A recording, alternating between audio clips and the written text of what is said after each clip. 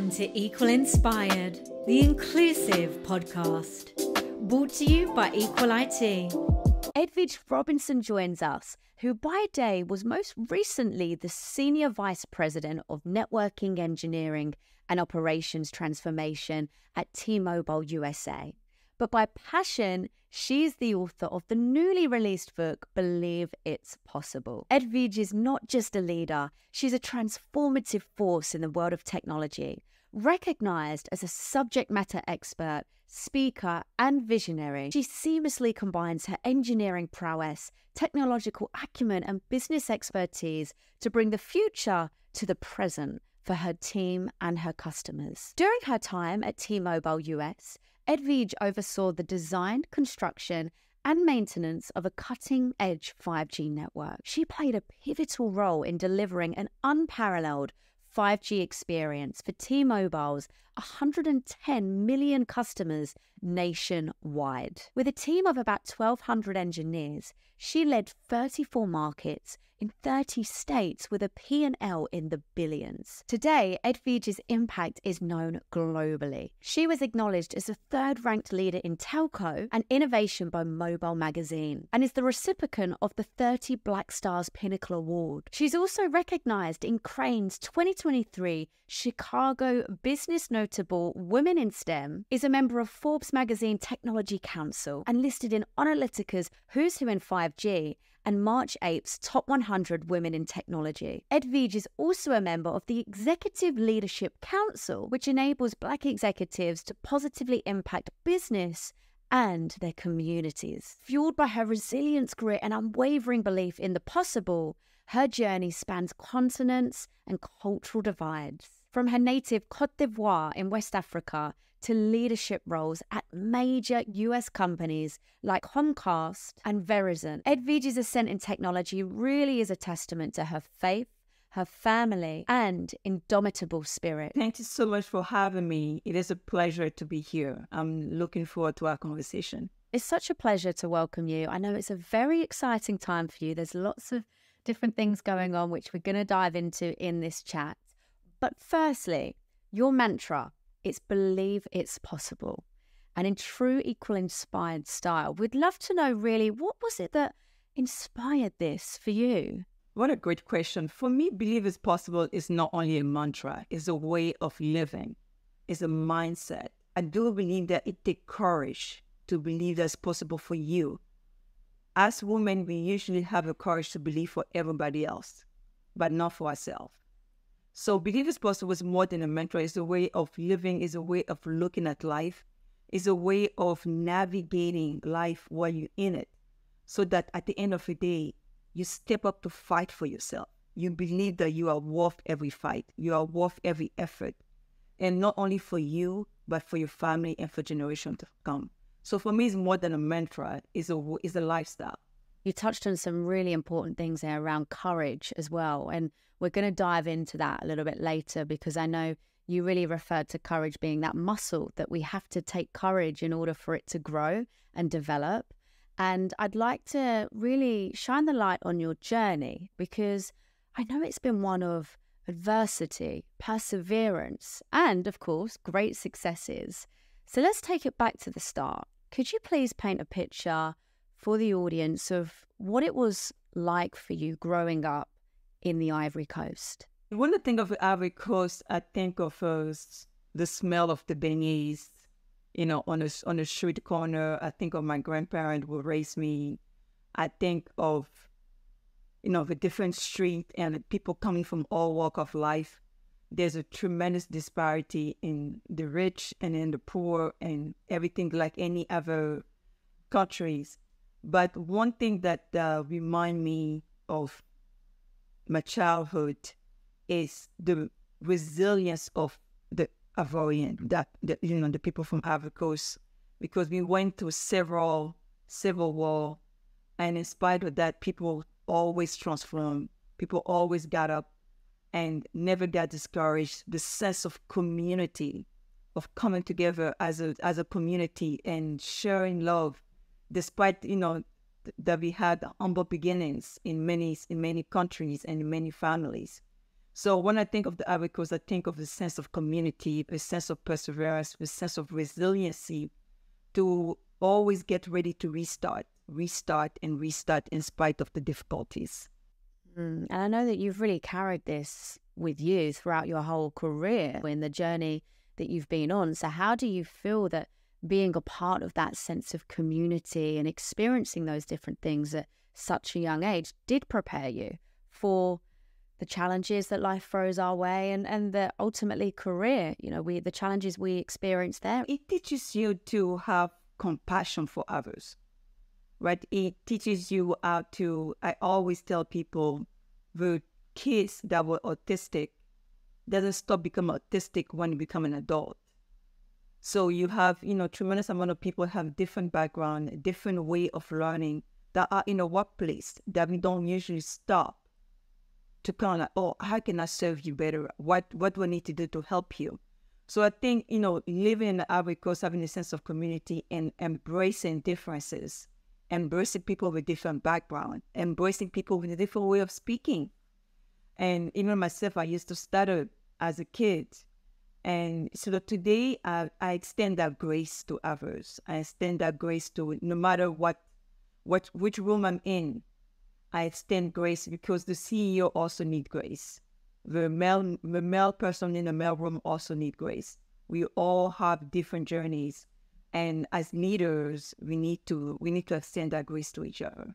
Now, especially grace, compassion, it's so important because we're living in a world where people are just trying to survive, right, financially, and there's so much going on, and you really don't know what is going on behind closed doors in someone's life, if they're having a bad day or whatever that could be, one of your team members. So grace and compassion is super, super important. And just looking at your journey, Edwige, I know that education has also played a really critical role in you growing up and that really being like a sense of escapism for you at times.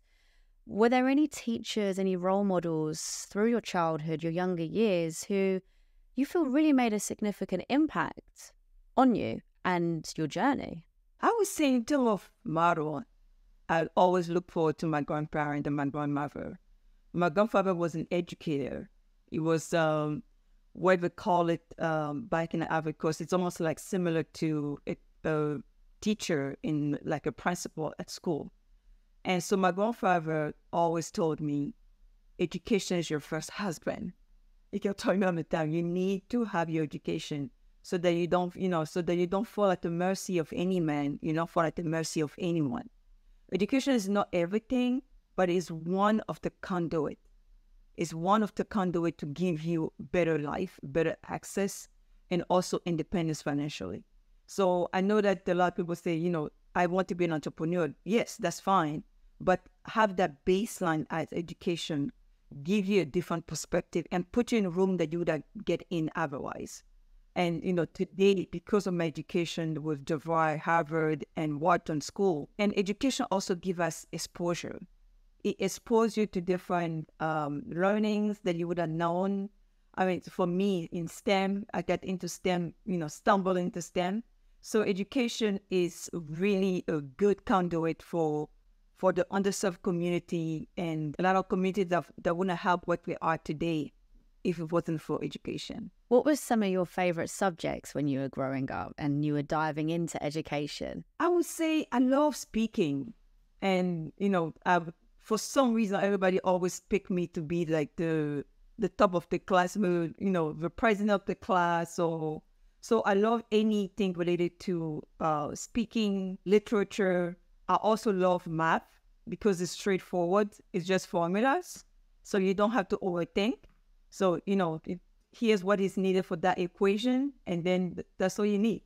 So I really love math and physics, and I also love anything that related to, I'm not going to say drama or theater, but anything where you have to speak. So even like, when you have those panel discussions almost, like to dive into different topics. Exactly. I mean, it comes naturally for me. I know that a lot of people are frightened about speaking, but to me is only having a conversation like we're having right now. It's just a conversation. Yeah, I like to view things like that as well. And particularly when we're helping people prepare for job interviews, we're like, okay, sometimes easier said than done because of the nerves and it means a lot, but view it as a conversation. And that can completely change the game just in terms of how you present yourself, how confident you feel, how calm you feel as well. So I love that. Just look at things as a conversation. And throughout the journey that you was on, I love the fact that your grandparents were these big role models for you. I have to say, like, I resonate deeply, deeply with that. My grandparents were like my biggest role models, and education was a big thing for your grandfather.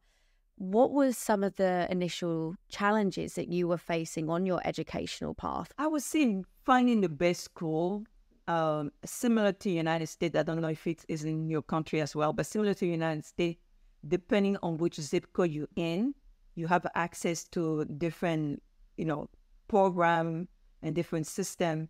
So the key was to, finding our way into the best program that the country offers. And also, as I mentioned to you, it's about exposure.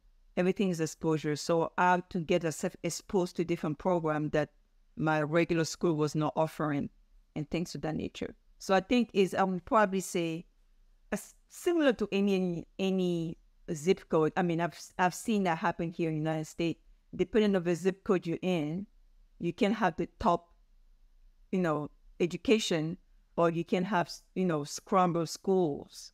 So I think having access to program to STEM, and at the time it wasn't called STEM, it was just called math. But between math and different program, I think it's access, I would say. That's a big barrier to entry for so many people, even still to this day. You need to continually keep working towards that. It's so, so important. So access to this education. And just for the audience, could you give a little bit of context on the educational path that you actually took? Because I know you said you kind of stumbled upon like a career in tech. So in Ivory Coast, my major was finance and my minor was electronics. So I thought I was going to be this amazing, powerful banker, wearing suits and working at the bank.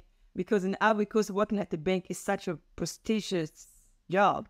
So I was like, I want to work at the bank. And I got my minor in electronics, just a class that I needed to pass. It wasn't something that I was like, oh, I need it. And, I wanted, but it was one easy class to pass. And when I came to the US, I stumbled into, electronic in the manufacturing, basically in a conveyor belt. I was working during my graveyard shift. And they were like, yeah, the only position available is to work on the conveyor belt to connect resistor and transistor to motherboard and so forth. And this is how I got into it. And I was like, oh, what I've learned back at home, I'm actually able to see that live. And everything started from there. I was the only one on the conveyor belt, working with all those men. I didn't mind. And then it became like, oh, since I'm the only one, great, nobody can miss me. I'm like right here. And I embraced it and went to school here in the United States to get my bachelor in technology, get my master in my MBA and also in technology. So technology was the conduit to give me access, but it's, again, as I mentioned to you earlier, it's all about that exposure and being open. Like you say, being open to opportunities and not being so tunnel vision can completely change the game for your life and for your career, because nothing is ever just straight line. We always have these little side roads that we have to go down that take us down winding paths. And like you say, you initially wanted to work in finance, and now look what you're doing. You're absolutely smashing it in the tech world and achieving so much, and truly are inspiring and a role model. And it's so interesting that you just got into it through taking on a job that maybe was just something to tick you over while you were coming into the United States. It's really, really inspiring. It really is. And going back to that point, I know you was 22, I think, when you entered United States. And I remember reading that you had an English dictionary in one hand and a suitcase with all of your belongings in the other. And I want to just talk about this moment, because That's quite a scary thing. 22 years old, going into, you could say, the unknown. How did you prepare mentally and emotionally for this quite drastic life change? When I take back myself to that moment, I think what got me going is really the becoming. So it's almost like you have to go in the future and come back.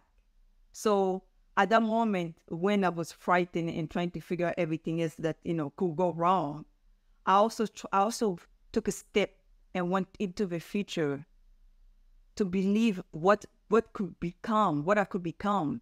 And as of the result of that, I cannot change the life of myself, my life, my family. I cannot impart in their becoming. So I think it takes tremendous amount of courage to believe in the unknown. And me personally, what keeps me going is my faith. I always remember that nothing just happens. Nothing just happens.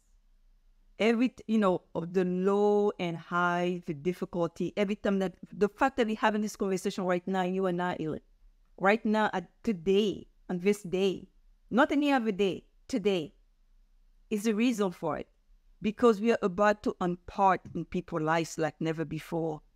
You're about to use this message, this video, this recording as a beacon of life for others.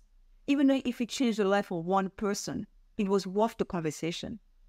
So I want to encourage everybody, when you are in those moments, when you feel like running back into the comfort zone, you have to remind yourself of the impact that you will have if you go forward. And that's what I felt at that moment. I felt like it's easier to stay back, but the benefit of going forward is so much higher. And then I went forward.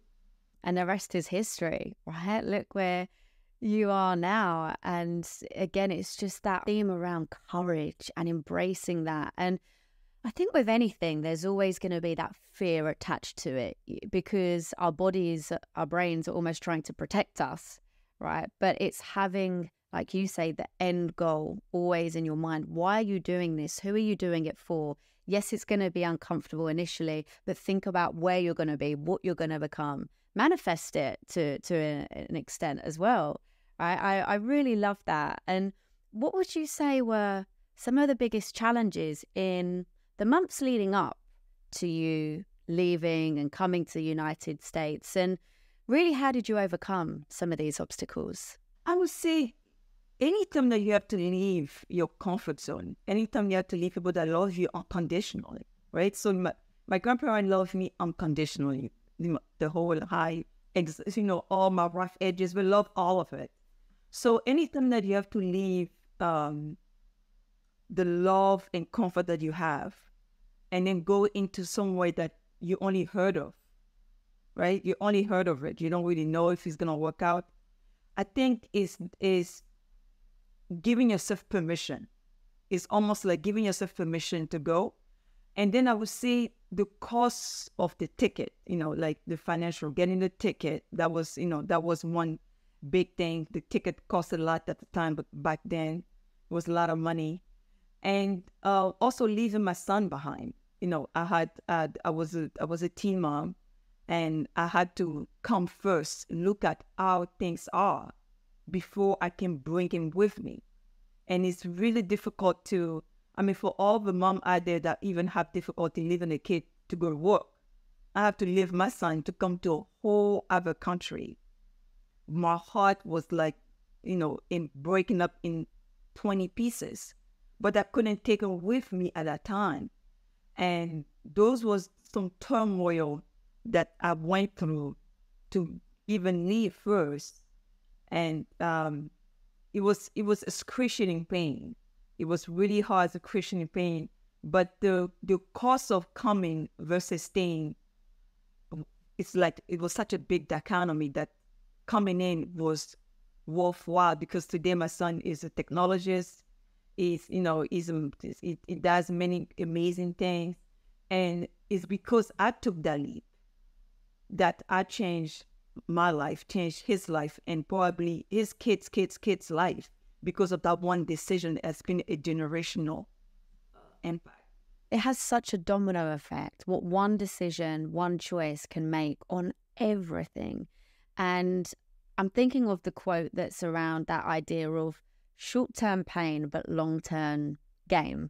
You know, like it was really painful. I can't even begin to imagine how hard that was for you to completely adapt, to come away from the people that you loved the most, to be in a completely new environment. And also as someone who loves communicating and loves speaking, you were learning a new language as well, English.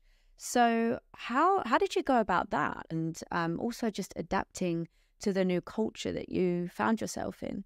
Get back to what the first question you asked at the very beginning, which is the believe is possible mantra.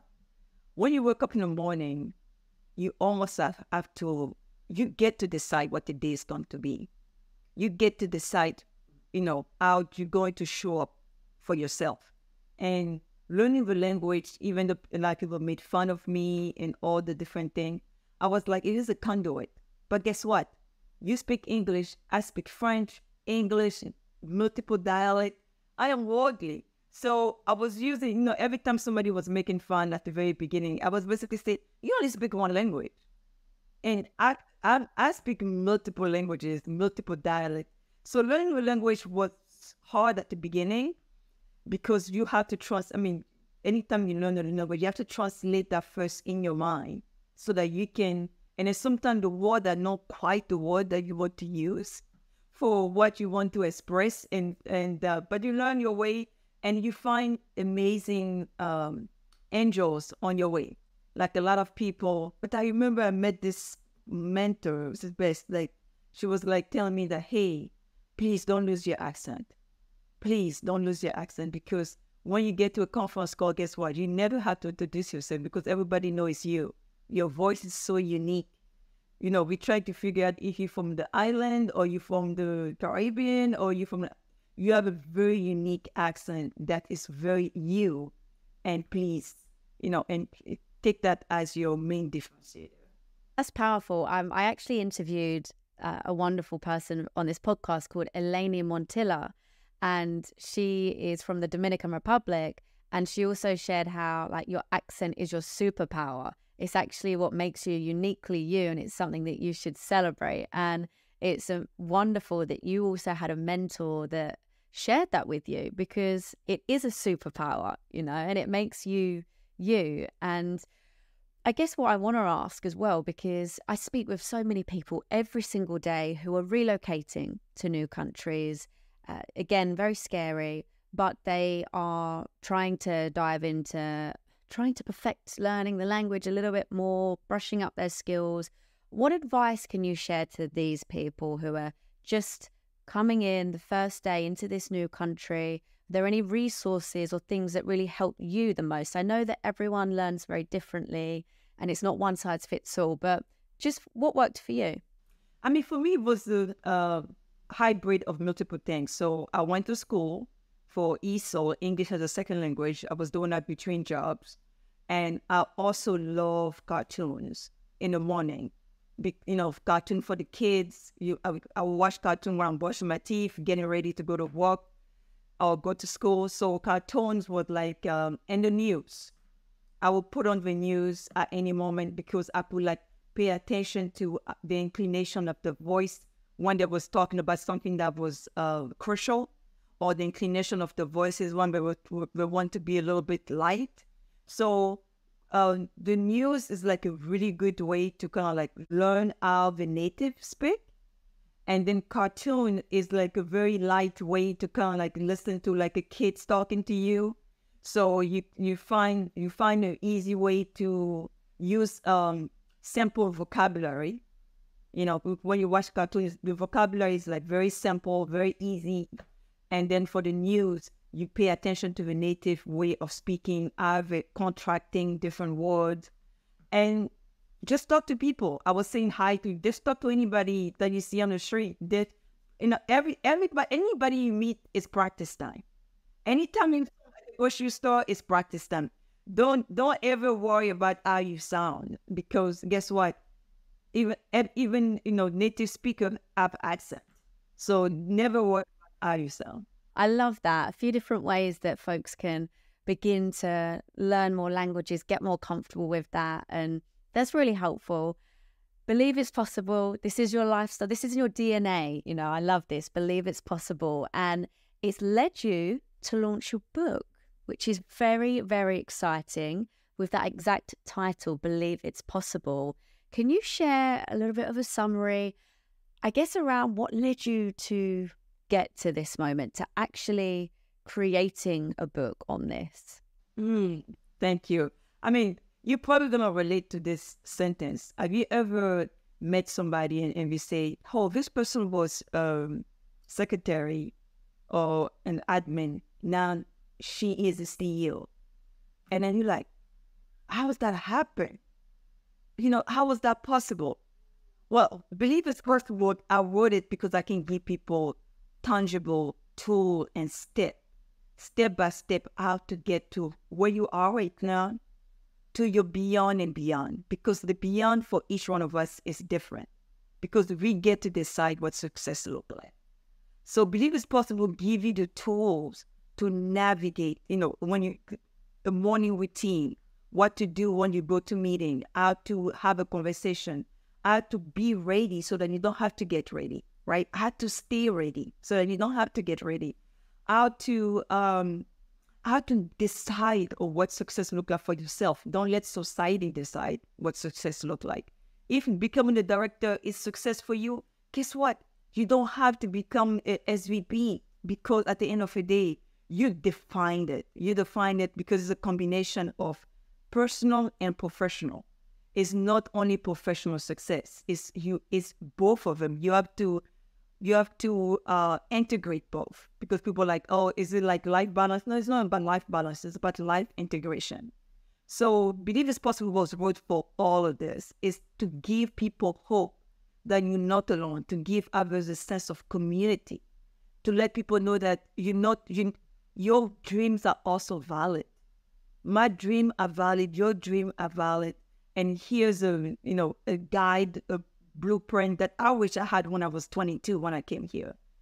And my hope is that by people having that in their hand now, they get to go to higher ground and go, faster and higher and quicker than I ever did. It took me decades.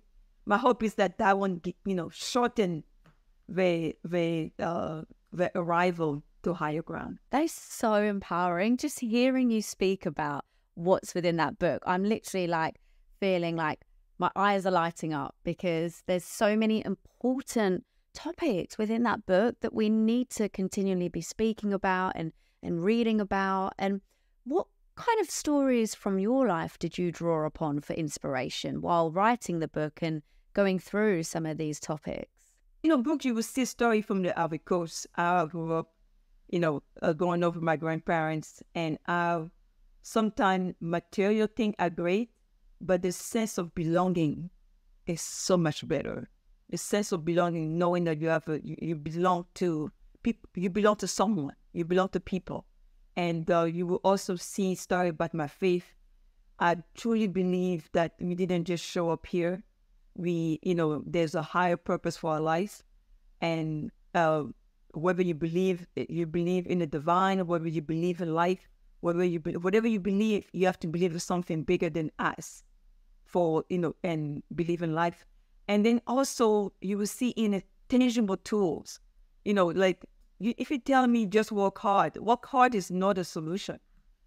How can what are the tips and what are some of the short, quick way that you use to get there? How do you prepare yourself for interviews, to your point? How do you get yourself ready for that next promotion? How do you use every interaction with your boss or the CEO in the elevator for success, but not to talk about your kids' soccer ball? It's every interaction is an evaluation. Every interaction is an interview. So I'm giving people tangible tools that they can use, and my hope is that, again, we're gonna get there much faster than I did. Can you give a bit of a sneak peek, a bit of a snippet into what some of those tangible tools could look like? Yes, one of them is I would say what I just did this morning before you and I coming together is visualizing your day, right? So visualize waking up in the morning and visualizing your day, and almost having a meeting before, having all the conversation before the conversation, so that when you come in, you show up your best self. You show up in order to leave a bold impact. You show up in order to leave a difference. You should never just get up in the day and just let the day become. You get to partner with life every single day to bring life, to bring your day to life. That's a really great tool. And for anyone who's interested in learning more, well, you know what to do. The book is out, so get yourself a copy of Believe It's Possible. And I'm sure that you'd love to hear feedback and thoughts. And can they reach out to you with that? Yes, please. You can find me on edwigerobinson.com, all in one word, edwigerobinson.com. And the book is available on Amazon and everywhere books are sold. That is so, so exciting. So what was your biggest challenge when you was writing this book? I would probably say being as authentic as I can. And because it's very difficult for somebody like me or you or many other people to basically like, okay, can I really be honest here? Can I really say that it was hard? Because everybody just say, oh, you would see, and then you pop over there. Like, okay, can I really share about the pain and also the successes? And then, what and how you maneuver or how you navigate the difficulties when everybody thinking that you're having the best, you're having the best moment of your life, but underneath you're actually struggling, because that's the difficulty that a lot of people are going through right now.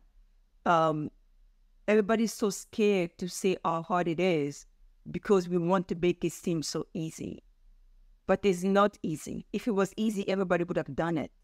It required tremendous amount of encouraging yourself and commitment to yourself, and and believing that you are worth the effort every day. But is it every day? It's the same way that you have to brush your teeth every day and take a shower every day. It's the everyday work. So I think most of the difficulty for me was how authentic and honest can I be when I have, when you have the publisher like, oh, maybe we cannot say this, we cannot say that. So it was interesting to stand for what I believe. There's power in the honesty and the vulnerability as well. And I truly believe we need a lot more of that, because I agree. We often see the people who are the finished article and we think that, wow, it's so great what they've achieved, but you don't necessarily see the hardships, the sacrifices, all of the pain along the way for you to get to that point. So how did you begin to overcome that barrier that you was facing around how authentic you could be?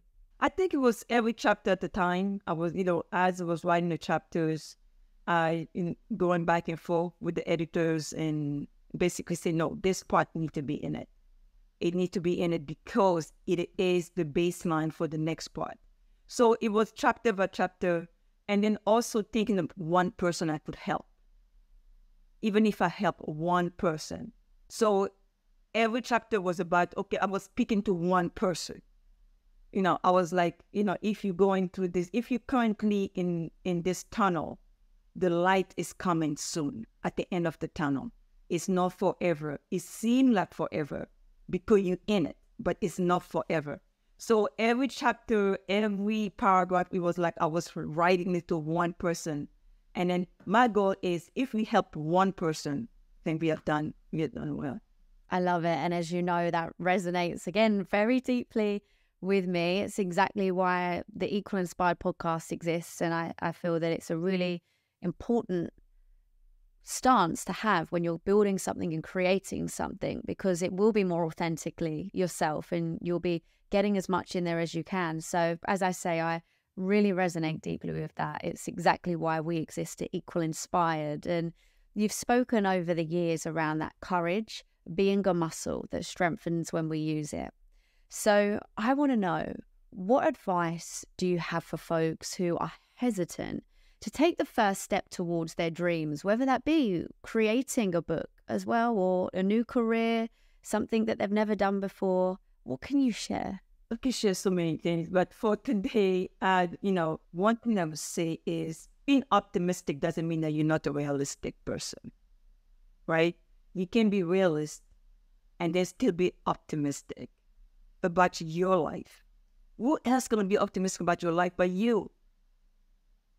We rally for everyone. We rally for our kid, for our friend. But when it comes to us, we kind of like put it a second, okay, I don't need it. But courage is just like that. It's that muscle. It's that optimism muscle that you have to build every day. And it takes courage to believe, especially when you go through your storm right now. Right? I'm going through a storm right now myself.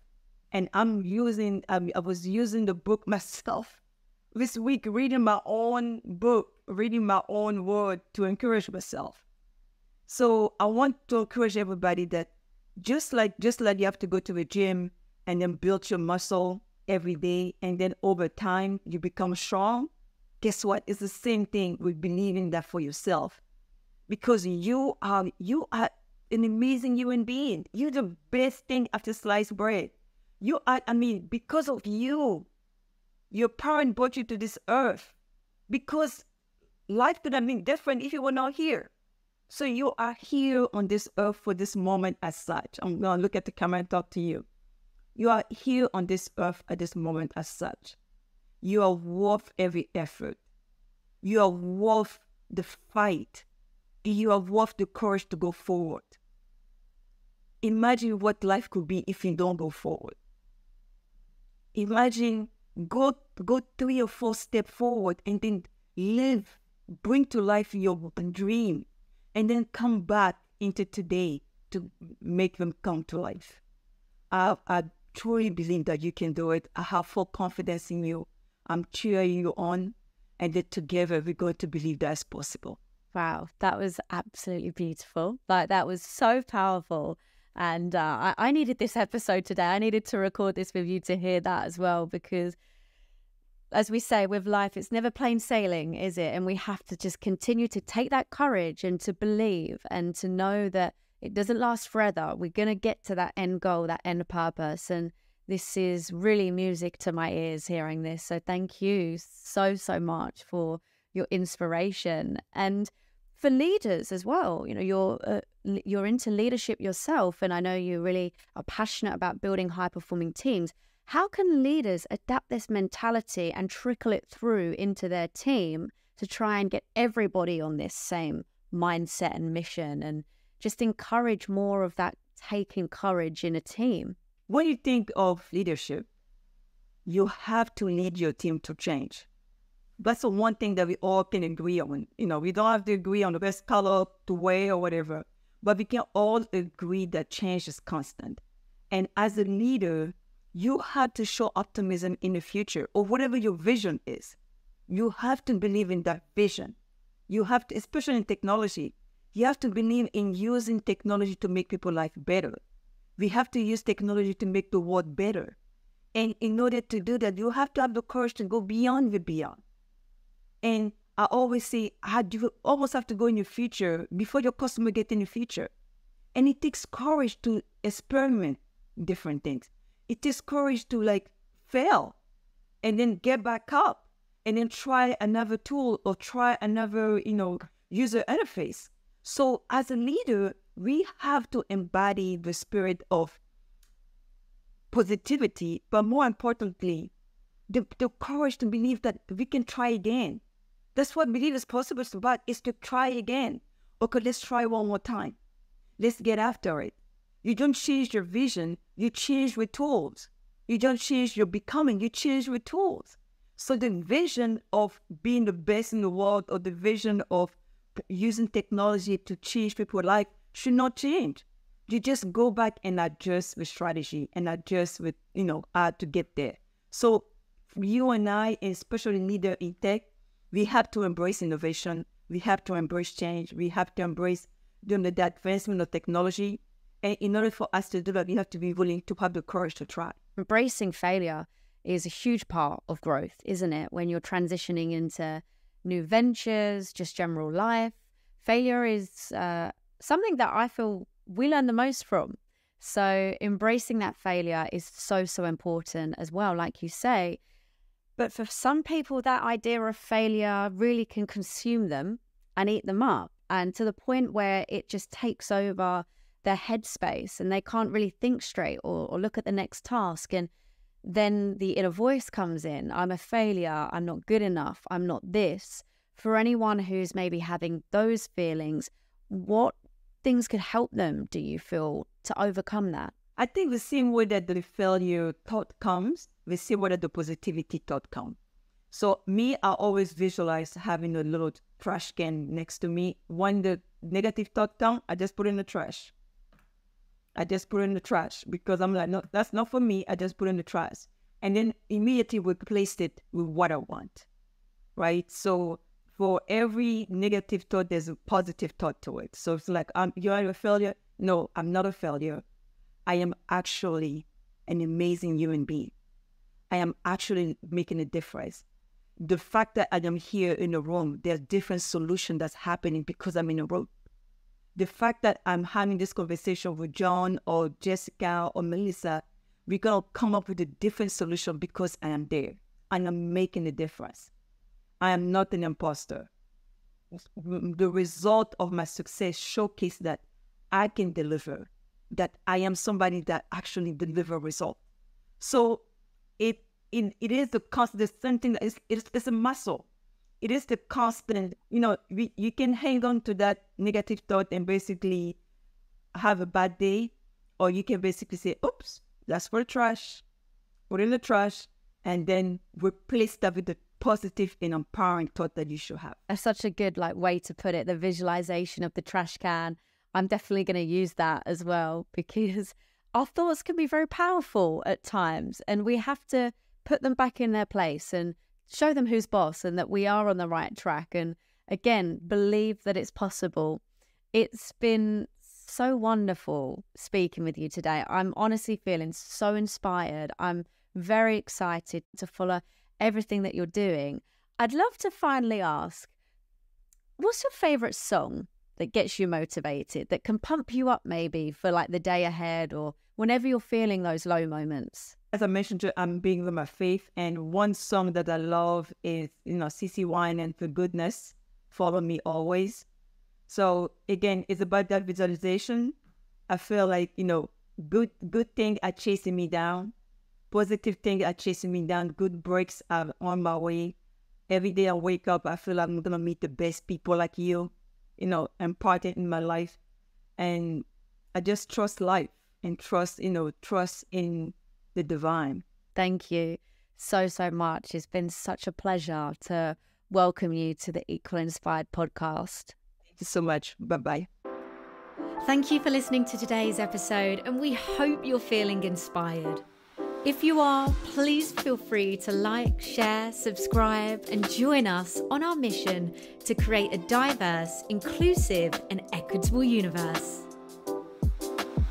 This podcast is brought to you by Equal IT, a mission-driven business working to diversify tech teams through refined talent acquisition, complemented by diversity and inclusion consulting. As an Azure Heroes inclusive leader, we aim for teams to cultivate a strong sense of belonging and equity. Find us on Twitter and LinkedIn. We welcome your feedback, questions, and would love to hear from you. Join us next time on Equal Inspired.